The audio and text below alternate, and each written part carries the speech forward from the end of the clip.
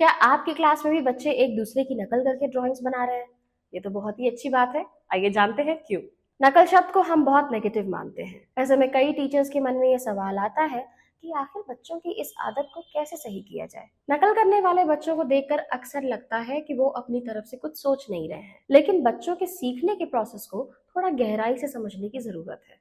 बच्चों के सीखने के प्रोसेस में ऑब्जर्वेशन यानी देख कर सीखने का बहुत इंपॉर्टेंट रोल है। जिस तरह बच्चे बोलना, खेलना और कई दूसरी चीजें दूसरों को देख कर सीखते हैं, उसी तरह ड्राइंग में भी वो कई बार आसपास के बच्चों से आइडियाज लेते हैं। इसका मतलब ये नहीं है कि बच्चे में क्रिएटिविटी की कमी है। कई बार उनके मन में आइडियाज तो होते हैं, लेकिन ड्राइंग में वो आइडियाज कैसे दिखाने हैं ये उन्हें अभी समझ नहीं आता। एज अ टीचर आपको ये भी रियलाइज करना होगा कि कुछ बच्चों की इमेजिनेशन दूसरे बच्चों के कंपैरिजन में थोड़ी लिमिटेड हो सकती है। ऐसे बच्चे शुरुआती दौर में नकल से ही सीख भी पाते हैं। शुरुआत फाउंडेशन ने 2017 से अब तक बनारस के 30 गवर्नमेंट प्राइमरी स्कूल्स में 1900 से ज्यादा बच्चों के साथ आर्ट इंटीग्रेटेड लर्निंग के जरिए उनकी सोच और क्रिएटिव कॉन्फिडेंस डेवलप करने पर काम किया है। और हम जो सेशंस कंडक्ट कराते हैं उसमें हमने ऑब्जर्व किया है कि कुछ बच्चे आइडियाज के लिए दूसरे बच्चों की नकल करते हैं। ऐसे बच्चों की हमने कभी सीट्स नहीं चेंज की, ना ही कभी इसके लिए उन्हें कुछ कहा, लेकिन धीरे धीरे वही बच्चे